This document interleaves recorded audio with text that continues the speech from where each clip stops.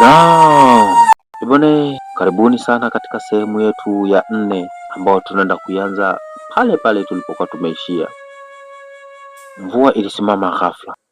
Ukimya mzito ulitawala ndani ya nyumba ile uliokuwa imejaa damu na maiti za askari. Kebe alikuwa bado ameshika upanga wake huku macho yake yakimwangalia yule mwanaume mwenye joo jeusi. Ongea sasa, Kebe alipaza sauti. Yule mwanaume akasogea mbele pole pole. Mfalme wa sasa hakumuua baba yako peke yake. Radi kubwa ilipiga nje mpaka ukuta ukatikisika. Razo waliinua macho haraka. Mkuu, usimwambie yote.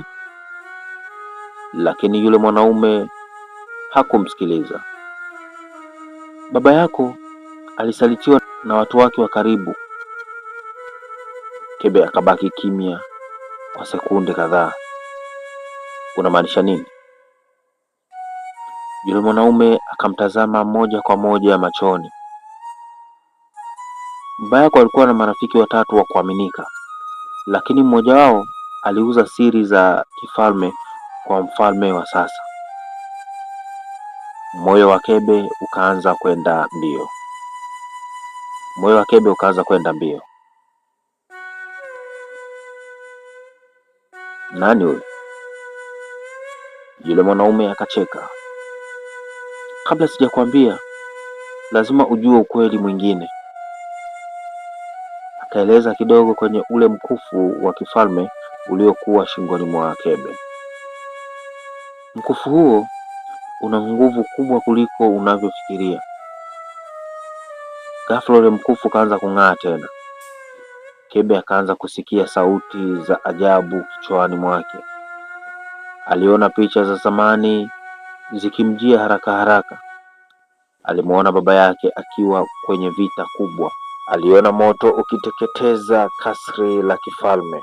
Aliona mwanamke mmoja akimficha mtoto mdogo gizani. Mtoto huyo ni yeye. Kebe akaanguka magotini huku akishika kichwa. Ash! Sauti zile zilikuwa zikiongezeka kichwani. Linda mlinzi, mfalme asiangamie. Lazio akamwangalia kwa mshangao. Amekubali nguvu za kifalme. Yule mwanaume mwenye joo jeusi akatikisa kichwa. Ndiyo maana walitaka afe mapema. Dakika hiyo hiyo milio ya pembe za kifalme ilisikika kwa mbali.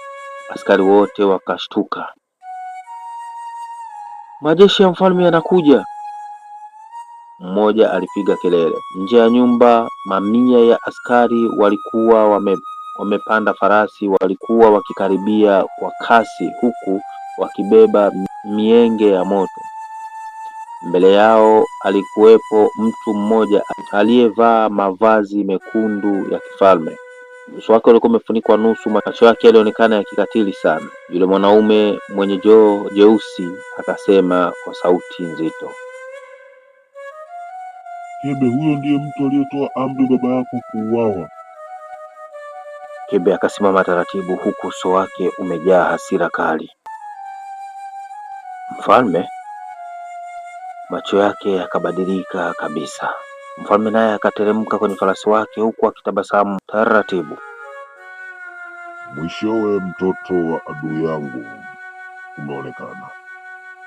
Askari wote waliinua mapanga yao. Moto ulikuwa ukiwaka kila kona na kila upande. Kebe akashika upanga wake kwa nguvu zaidi. Leo mmoja wetu lazima. Naam. Ni nani atakufa? Au itakuweje? Tukutane katika sehemu ya 5 ambayo itaenda kutuelezea nini kitatokea. Cha kufanya subscribe, like, turn on notification ili kuwa wa kwanza kupata video zetu.